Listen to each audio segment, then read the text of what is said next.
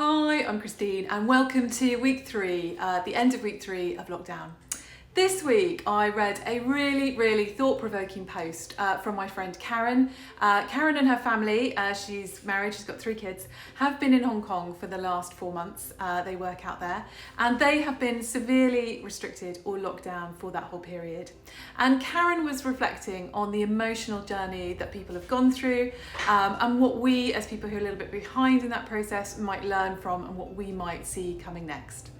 Karen's broken it down into some phases, the first of which I think is very familiar to a lot of us, the frenzy. Now, I was big on the frenzy. There was so much activity in that first 2 weeks, lots of Zoom doom we came to call it, lots of house party, lots and lots of ambition for big projects, Spanish and running and the kids having timetables, lots of homeschooling ambitions, and lots of energy, but also a lot of excitement and quite a lot of anxiety as well and fear for the future, a sort of franticness to it. The phase that comes after that, in Karen's view, is the slump. And I know so many of you have told me that you've really felt the slump in the last few weeks.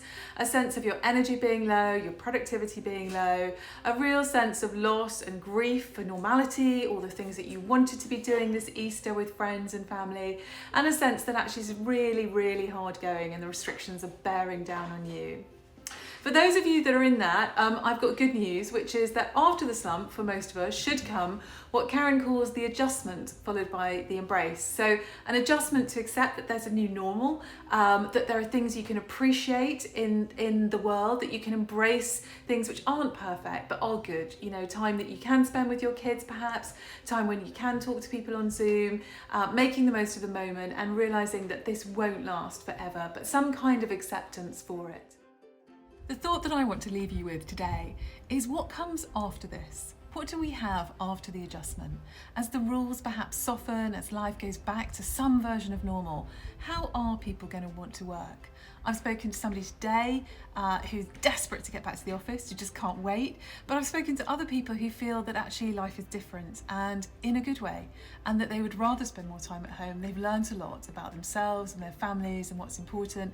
And honestly, the thought of getting back in the car or on the train to go to work is quite frankly a scary thought, not because of the virus, but because they've adjusted in some way to their new world.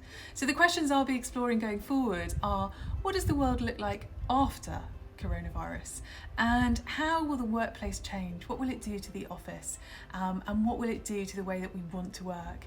And I've been thinking about that a bit, and then if you get the Sunday Times, I've written a piece that'll be out this Sunday on the office, the week that the office shut down in March, which nods to the sense that when it does come back, things are going to be different, and the big question is how.